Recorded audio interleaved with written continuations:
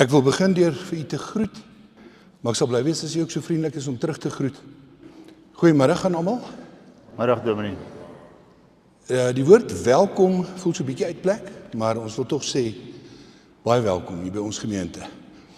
Ons is altyd baie bewus daarvan, so 'n dag vir mense intens moeilik is. En as ons net hier kan akkommodeer en vir 'n klein rukkie en iets van die Here se troos te kan beleef, dan is ons dankbaar. Ons is ook baie bewus daarvan, en veral ek, dat die hartseer rondom Sophie se dood onbeskryflik groot en intens is.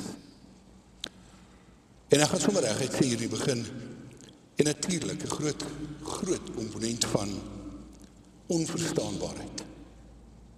Ons mag vra, waarom, Here? Maar ons kry nie die antwoorde altyd in hierdie lewe nie. Paulus skryf in 1 Korintiërs 13, ons kyk in 'n dowwe spieël en ons sien 'n raaiselagtige beeld, maar eendag sal ons alles sien soos dit werklik is. Intussen gaan ons 3 baie belangrike dele van ons diens hanteer. Die eerste gaan ek vir Hans Tillema geleentheid gee om net namens die familie 'n paar bedankings te doen. So one of Sophie and Peter's great skills was to talk in public like this without a piece of paper. But us oaks, we need the piece of paper. So Peter asked me to thank everyone for the support they have received in the last few months and days. There are literally thousands of ways that they were and are. There are simply just too many to mention individually.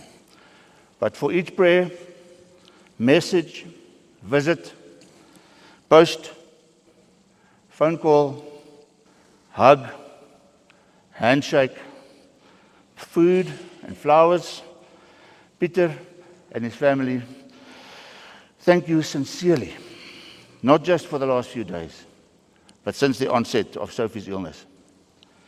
There are, however, a few specific people that needs highlighting. Dominee Braam en die NG Kempton Park Oos vir die spesiale berading, vir die diens en die fasiliteite. Daar's net een Dominee Braam, en dis jy. Tanya van Dekadent, wat vandag die kos voorsien.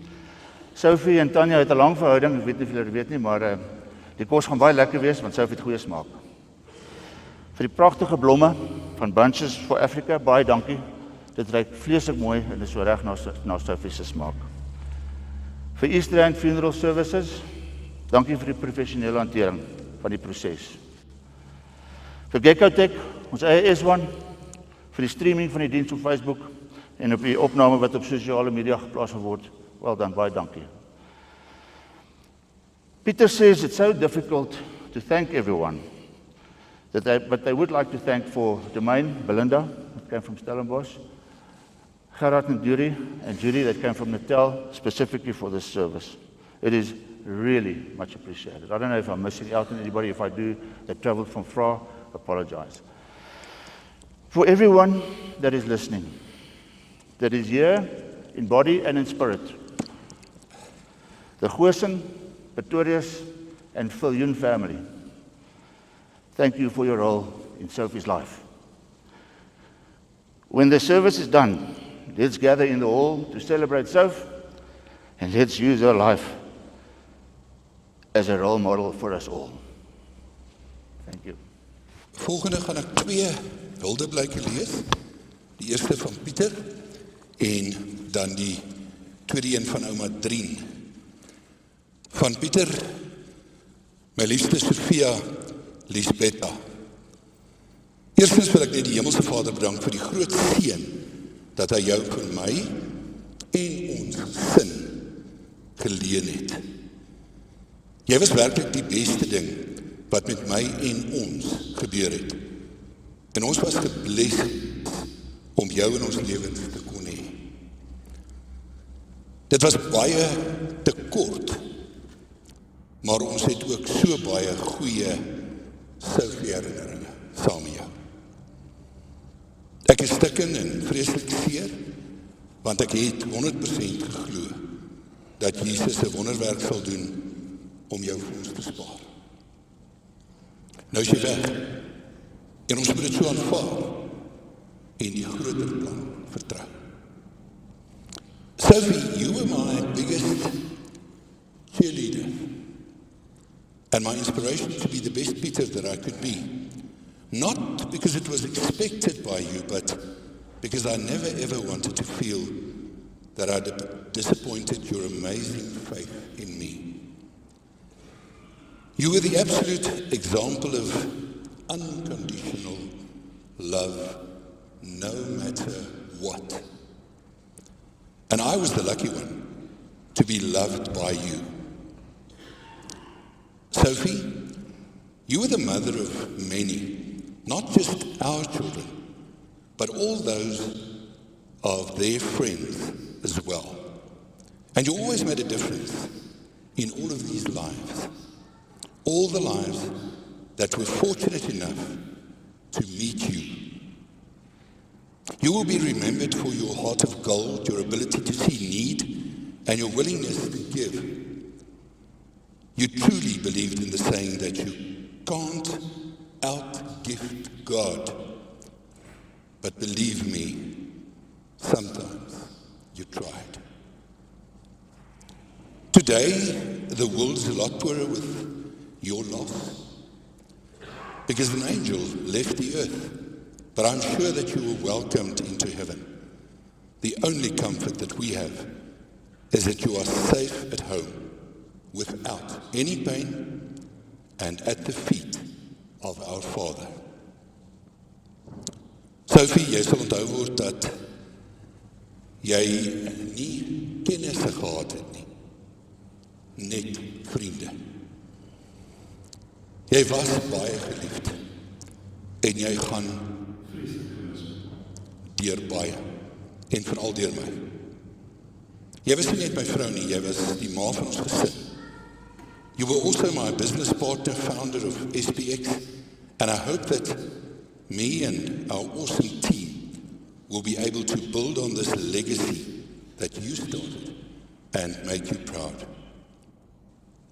Jy was ook my beste maatjie met wie ek alles kon deel.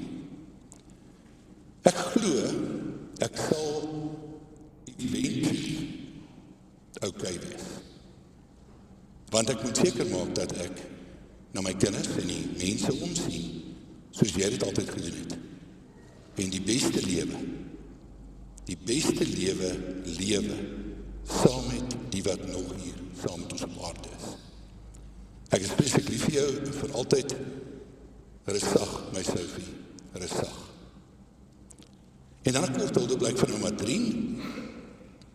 My liefste Sophie, as ek kon, sou ek vir jou 'n piepklein nagtegaal gaan vang en hom in 'n kou by jou voordeur kom hang.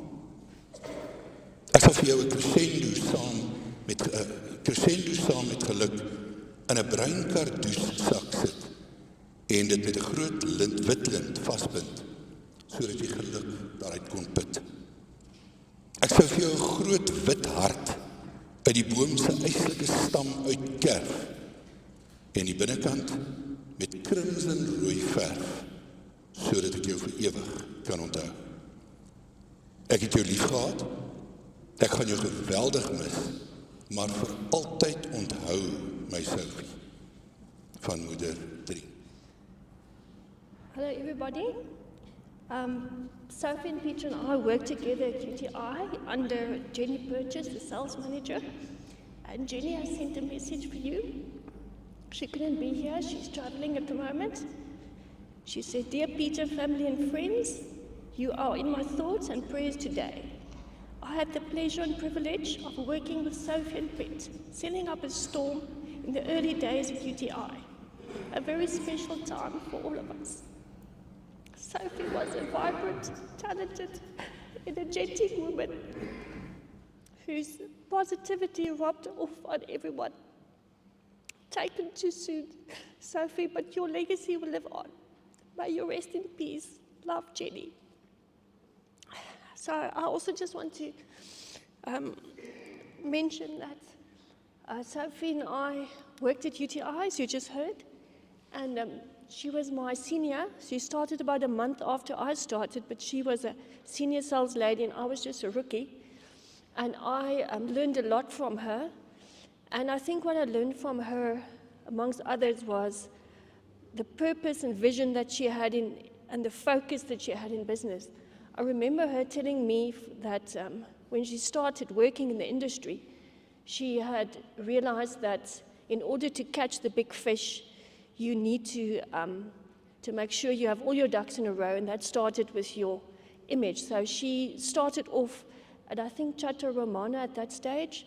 She did an image consultant course, and she made sure that she always looked from head to toe. As you all know, Sophie, she always looked perfect and immaculate.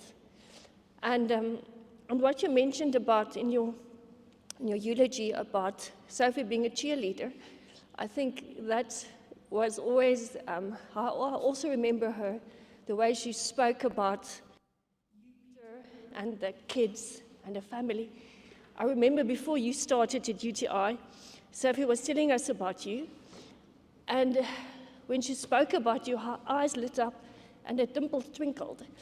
And before you arrived, I really expected Brad Pitt with the body of the Rock. So, because that's how Sophie saw you. And she spoke so much about Lo and his athletic career. We all followed that in the office, what Lo was doing, what Shandine was up to. And I think Sophie, in that sense, to me, was a big inspiration of how a devoted wife and a mother treats her family, because she was really central, I think, in your house. And whenever we saw Sophie and the family together, Sophie was the one in the middle, doing fantastic arrangements, organizing everything. And that to us was also a huge inspiration. So it was really a privilege for me to have Sophie as a friend, and we will miss her very much.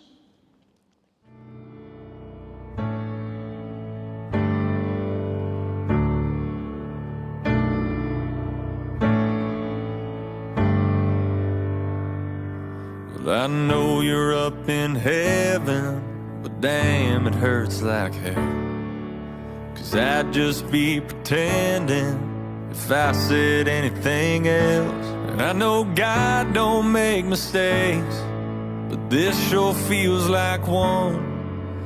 That won't change the facts, that won't bring you back. So I'll cry 'cause it's over, and smile because we had you. Packed a whole lot of living, even though it ended all too soon. And in time I'll start healing, but even when I get that feeling, no matter where I go or what I do, I'll never not remember you.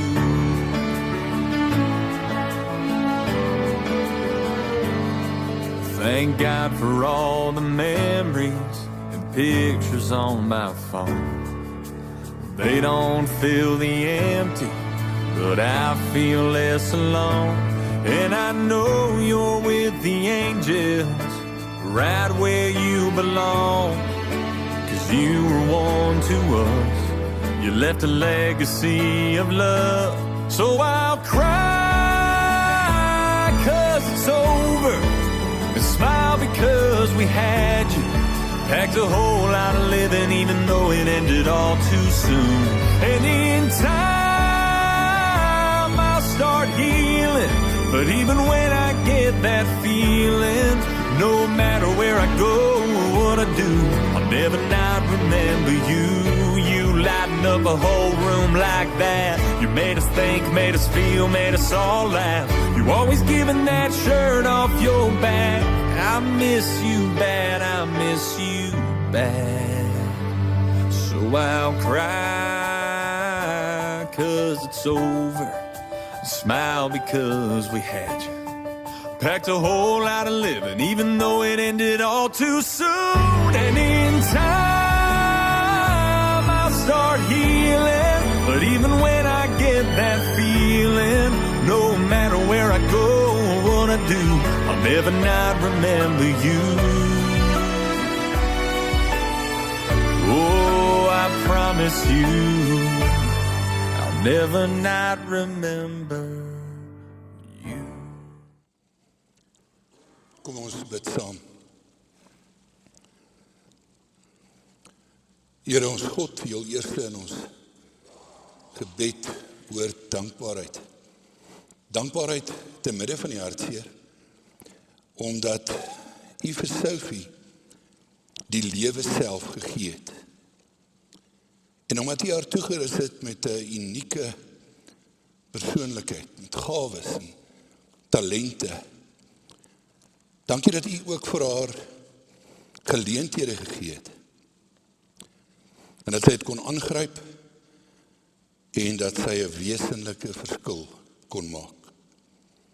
Veral in die lewens van almal om haar. Daarvoor dank ons U en gee ons aan U die eer. Maar dan wil ons ook dankie sê dat daar geleenthede was vir die wat vandag hier is om haar lewe te verryk. Dankie vir elkeen wat haar lief gehad het. Dankie vir elkeen wat haar gerespekteer het. Dankie vir elke drukkie en boodskapie en woorde van waardering en erkenning wat sy ook kon ontvang. Baie, baie dankie daarvoor. Here, in die tweede deel van ons gebed wil ons maar net kom vra vir troos. En dis moeilik. Ons weet dat daar geen goedkoop troos is nie. Ons weet dat daar nie 'n tipe troos is wat die trane wegvat nie, en daai drukking in die bors, daai seer brandgevoel nie. Maar ons weet tog dat daar twee vorms van troos by U is. Die een is dat U mense kan salf aan die binnekant. Daar waar ons ander, die vriende en die familie, in ons woorde en goed nie kan bykom nie. Kom deur U Gees en salf hulle aan die binnekant. Here, dan soek ons ook troos in U woord. Ons wil vra dat U vir ons vandag perspektief sal gee.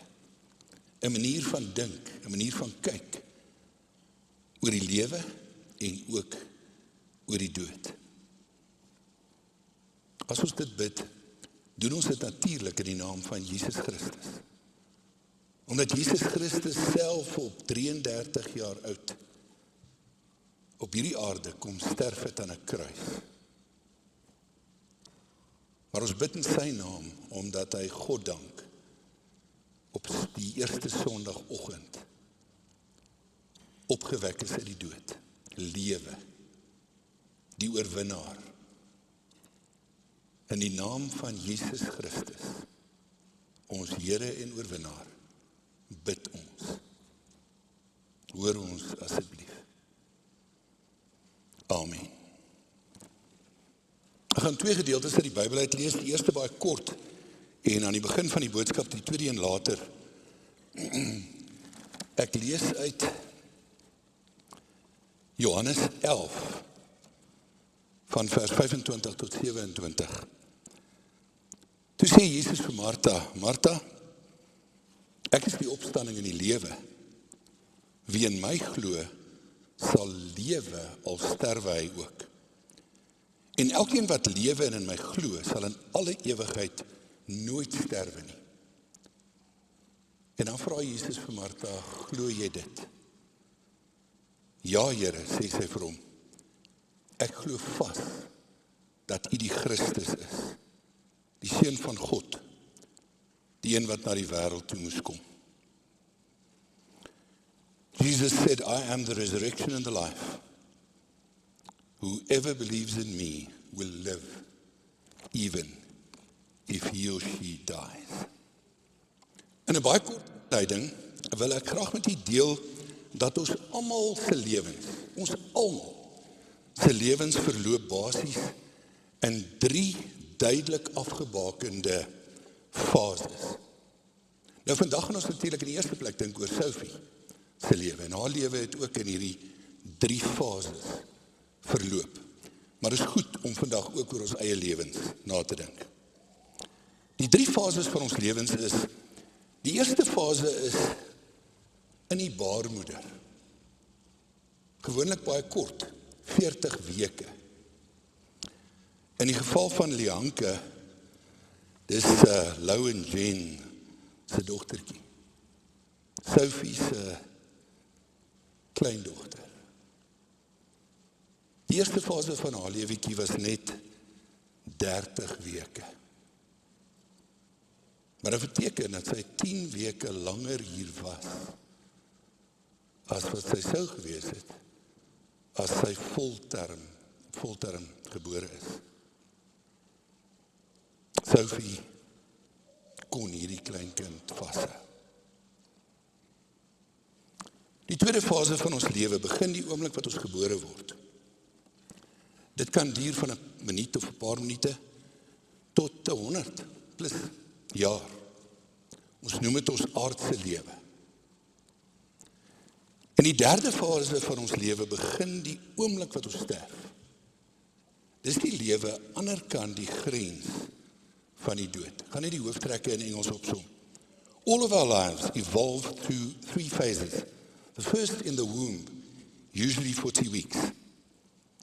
Then the moment we are born, the second phase of our lives start. And that's how we call that our earthly life. And then the moment we die, the third part or phase of our lives start. The life beyond the barrier of death. Maar dit inleidend. Dan in die eerste punt gaan ek 'n baie eenvoudige metafoor gebruik, 'n prentjie, 'n beeld, om julle te help om hierdie 3 fases te onthou en die verskille tussen die 3 fases te onthou. Die metafoor wat ek wil gebruik is die van water, wat ons almal ken. Nou water kom in 3 forme voor. 'n vaste stof, ys.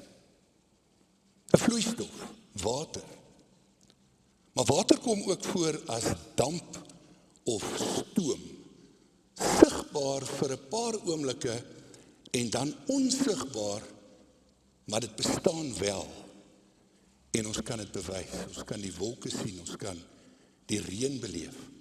As die water kook en jy hou 'n leë bak daarbo, dan daar waar jy niks in die lig sien, sien jy waterdruppels vorm as dit kondenseer. Nou hierdie eenvoudige metafoor. Die eerste fase van ons lewe kan vergelyk word met water wanneer dit 'n vaste stof is, ys. En by ys is daar, glo dit of nie, baie beperkte beweging.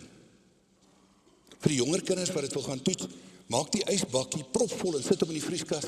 En as jy oor 'n uur daar kom, dan sien jy, dit lyk soos die ysblokkies geswel het en gebars het bo. As jy 'n bottel in die vrieskas los, bars hy want die water sit uit.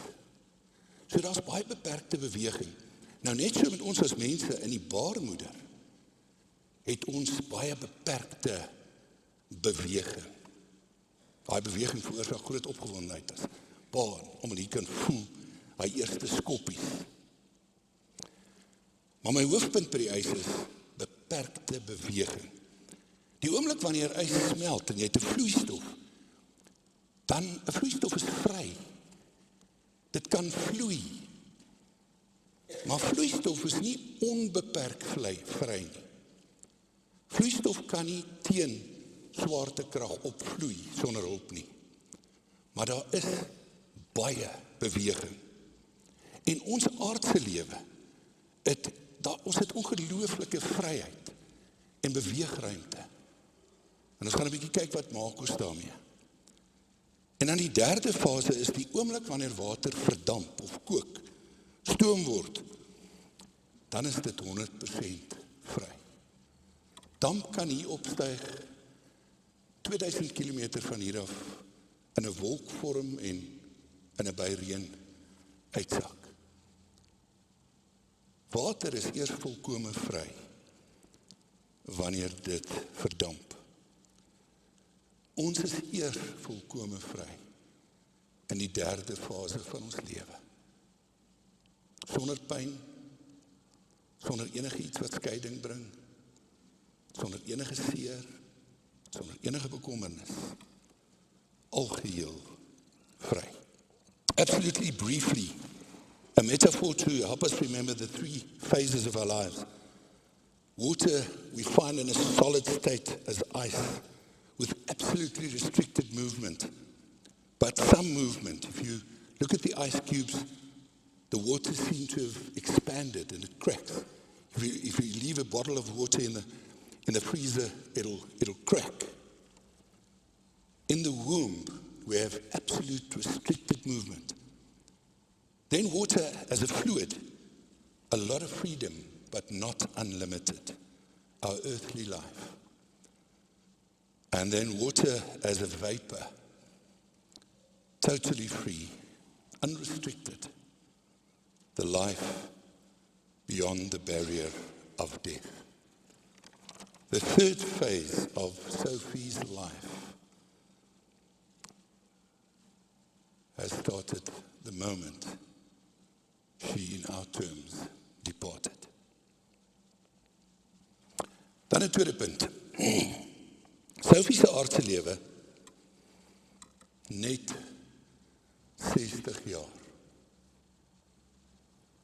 Julle, dis net klein kinders wat dink mense is oud as jy 60 is. Ons wat 60 is weet, jy word eers oud as jy ouer is 80, 85, deesdae 90 is. Sophie, net 60 jaar. Maar ons moet nie Sophie se lewe probeer tel in jare nie. Ons moet Sophie se lewe probeer weeg in terme van betekenis en impak en die verskil wat sy gemaak het. En Sophie se lewe was volgepak, betekenisvol. Sy het 'n wesenlike verskil gemaak.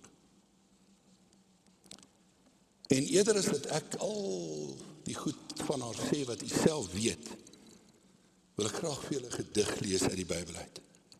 Maar nou moet ek baie sterk beklemtoon dat hierdie gedig wat ek gaan lees, gaan eintlik nie oor 'n persoon nie. Dit gaan oor die wysheid. Daar's 'n gedig opgeteken in Spreuke 31 oor die wysheid. Maar die digter gebruik 'n metode wat ons noem personifisering. Hy stel die wysheid voor as 'n persoon. So hy beskryf die wysheid asof dit 'n vrou is. En in sy metode van personifisering gebruik hy 'n kombinasie van al die wonderlikste dinge wat hy van weet, wat 'n vrou kan doen. En hy sê, so lyk die wysheid. Al die beste moontlike eienskappe is gekombineer.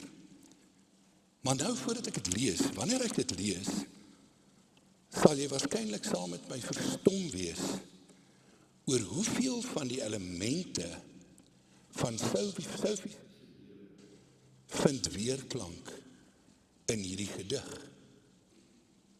Ons hoor van 'n besigheidsvrou wat grond koop, dit bewerk. Ons lees van 'n versorger, iemand wat haar gesin versorg. 'n ma vir baie. Ons lees van 'n vrou wat 'n besondere verhouding het met haar werkers, haar arbeiders. En dan wil ek Pieter se woorde aanhaal. Sy cheerleader. Ons lees in hierdie gedig van 'n vrou wat haar man trots maak en wat vir haar man net voordeel bring. Kom ek lees die gedig uit Spreuke 31. 'n knap vrou is baie werd, baie meer as edelstene. Haar man steun op haar en pluk die vrugte van haar werk. Sy bring vir hom net voordeel, nie nadeel nie, haar hele lewe lank. Sy maak wol en vlas bymekaar en geniet dit om dit te verwerk. Sy is soos die handelskepe. Sy bring die kos van ver af in. Sy staan op as dit nog nag is en maak kos vir haar huisgesin. Ook haar slavinne kry hulle deel. Sy oorweeg die waarde van 'n stuk grond en koop dit. Sy sit dit onder wingerd en met die geld wat sy self verdien het. Sy pak die werk aan met krag. Haar hande staan vir niks verkeerd nie. Sy stel vas of die wins goed is. Haar lamp bly heel nag brand. Sy werk met die spinwiel, haar hande bly besig met die weefstoel. Sy het 'n oop hand vir die armes. Sy is vrygewig teenoor die behoeftiges. Sy is gerus oor haar huisgesin as dit sneeu. Hulle dra almal warm klere. Sy maak self vir haar dekens en sy dra klere van linne en wol. Haar man is wel bekend by die stadspoort, waar hy saam met die leiers beraadslag. Sy maak klere en verkoop dit, sy lewer gordels aan die handelaars. Alles aan haar spreek van 'n sterk en 'n edel persoonlikheid. Sy ken geen kommer oor die toekoms nie. As sy praat, is dit met wysheid. As sy leiding gee, is dit met liefde. Sy hou goeie toesig oor haar huishouding. Lei is sy nie. Haar kinders prys haar. Haar man bewonder haar. Daar is baie knap vrouens, maar jy oortref hulle almal. Uiterlike skoonheid hou nie, en 'n mooi voorkoms is nie alles nie. As sy die Here dien, dan verdien 'n vrou om geprys te word. Gee haar wat haar toekom vir alles wat sy doen. Laat haar werk haar roem wees in die stadspoorte. Sophie, 'n omgee mens. I cannot let the English-speaking people for a moment miss out on this beautiful poem. A poem from Proverbs, but let me warn, a poem on wisdom. Not a poem about a single person. But the poet uses the method of this poem is personified. He takes the combination of all the great elements that he thinks is possible in different women and combines them to describe wisdom. But it's amazing to what extent we can recognize Sophie when I read this. A businesswoman, a carer, a mother to many, someone who had a special relationship with her employees, and Peter, cheerleader, caring, loving, and a special person. A good woman is hard to find and worth far more than diamonds. Her husband trusts her without reserve and never has reason to regret it. Never spiteful, she treats him generously all her life long. She shops around for the best yarns and cottons and enjoys knitting and sewing. She's like a trading ship that sails to faraway places and brings back exotic surprises. She's up before dawn, preparing breakfast for her family and organizing her day. She looks over a field and buys it. Then, with money she's put aside, plants a garden. First thing in the morning, she dresses for work, rolls up her sleeves, eager to get started. She senses the worth of her work, is in no hurry to call it quits for the day. She's skilled in the crafts of home and hearth, diligent in homemaking. She's quick to assist anyone in need, reaches out to help the poor. She doesn't worry about her family when it snows. Their winter clothes are well mended and ready to wear. She makes her own clothing and dresses in colorful linens and silks. Her husband is greatly respected when he deliberates with the city fathers. She designs gowns and sells them, brings the sweaters she knits to the dress shops. Her clothes are well made and elegant, and she always faces tomorrow with a smile. When she speaks, she has nothing worthwhile. When she speaks, she has something worthwhile to say, and she always says it kindly. She keeps an eye on everyone in her household and keeps them all busy and productive. Her children respect and bless her. Her husband joins in with words of praise. Many women have done wonderful things, but you've outclassed them all. Charm can mislead and beauty soon fades. The woman to be admired and praised is the woman who lives in the fear of God. Give her everything she deserves. Adorn her life with praises. Derde en laaste punt. Hoe lyk die lewe, die derde fase van ons lewe? Die lewe ander kan die grens van die dood. Wat weet ons? Life beyond the barrier of death. What do we know? Not so much about how it will be, because even that which is written in the Bible is in metaphors and in symbolism. But the most important thing we know is that there is a life beyond the barrier of death. En hoe weet ons dit? Wel, ons weet dit omdat Jesus 2 tot 3 weke voor sy dood hierdie belofte gemaak het. Ek is die opstanding en die lewe. Wie in my glo sal lewe ook al sterwe hy. En dan sterf Jesus aan die kruis. En wat sou gebeur het as ons nooit weer van Jesus gehoor het nie? Wat sou gebeur het as hulle sondagoggend by die graf gekom het en dit was leeg, maar hy het nooit weer vir Jesus gesien nie? Die wonder is, Jesus is opgewek uit die dood. En van daai sondagoggend af begin hy met verskynings vir 40 dae lank aan meer as 500 mense. Gee hulle kans om te vat, hulle vingers in die wonde in sy hande te sit, wond in sy sy, eet iets voor hulle, praat met hulle. En na 40 dae, wat hy opvaar in die hemel, weet hulle, hy lewe. En dit het die impak, dat hulle vrees vir die dood verloor. En dat hulle leef in die aangesig van vervolging en lyding en dood, maar met hulle oog gefestig op 'n lewe by God.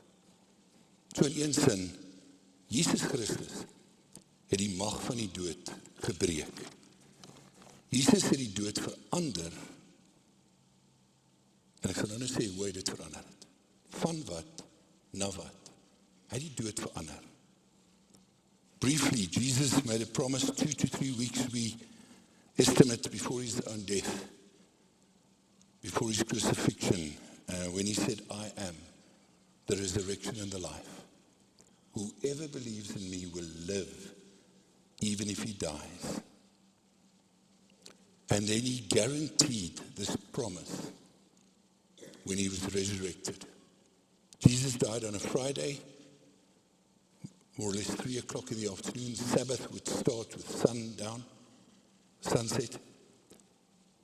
And then he was hastily buried. And Sunday morning, the grave was empty.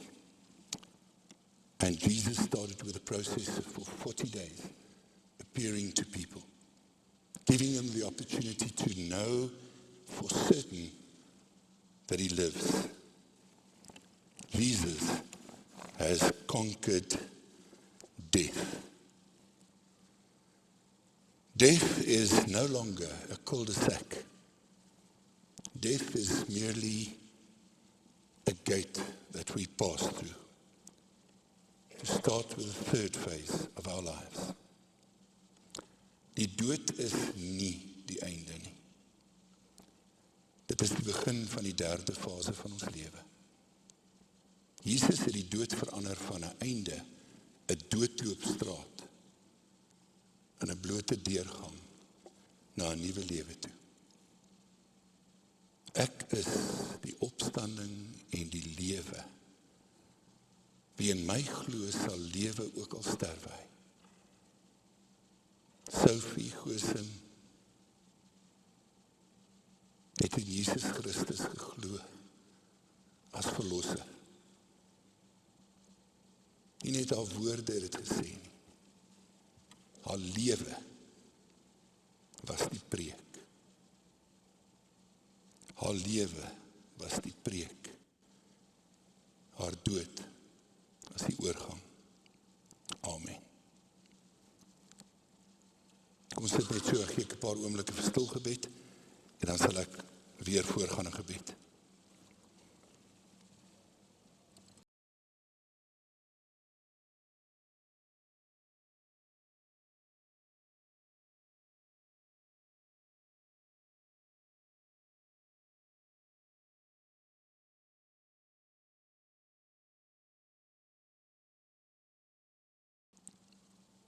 Here, dankie dat ons kan bid. Ook vir mekaar kan bid. Dankie dat ons kan bid sonder om die regte woorde te hê. Dankie dat ons kan bid sonder om woorde te gebruik. Want U weet wat dit is wat ons dink en wat ons voel en wat ons vra en waarmee ons worstel. Maar dankie dat ons met U daaroor kan praat. Ons is vandag saam met hierdie familie of fisies hier teenwoordig of deur na die diens te kyk om met hulle te deel in hierdie verlies en hulle onbeskryflike seer. En ons is magteloos. Ons kan hulle nie troos nie, maar ons kan hulle aan U opdra. Here, vou hulle toe in die holte van die hand en dra hulle. Want dis dae, weke, maande en jare van verlang en seer hê wat voorlê. Maar dankie dat dit ook dae, weke, maande, jare is van kosbare, onuitwisbare herinneringe. Seën die impak van haar lewe. Ons bid dit in die naam. Amen.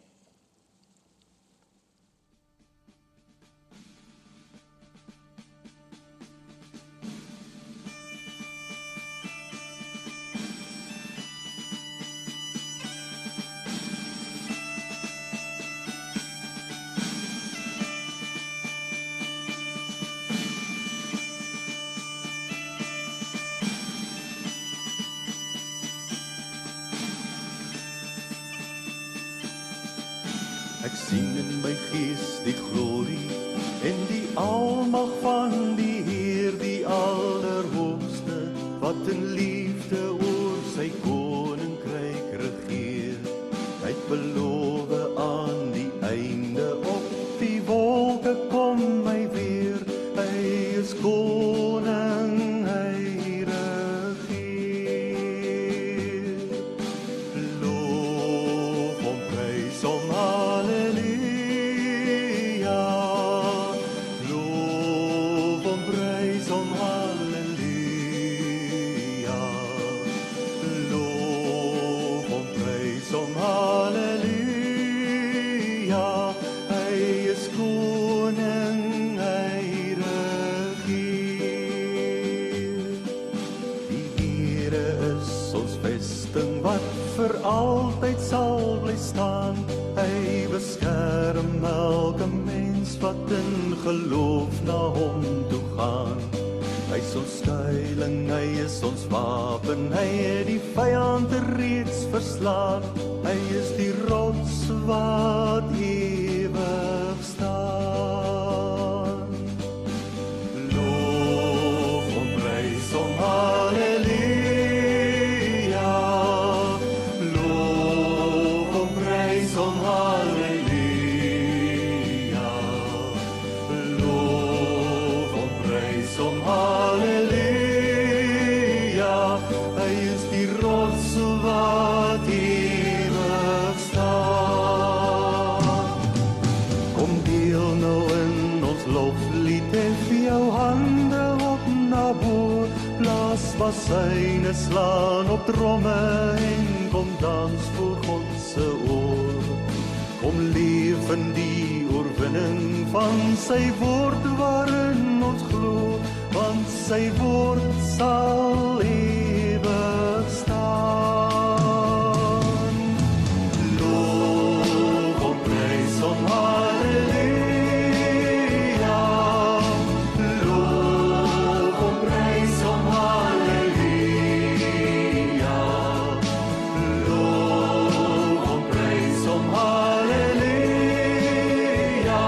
Sy woord sal ewig staan.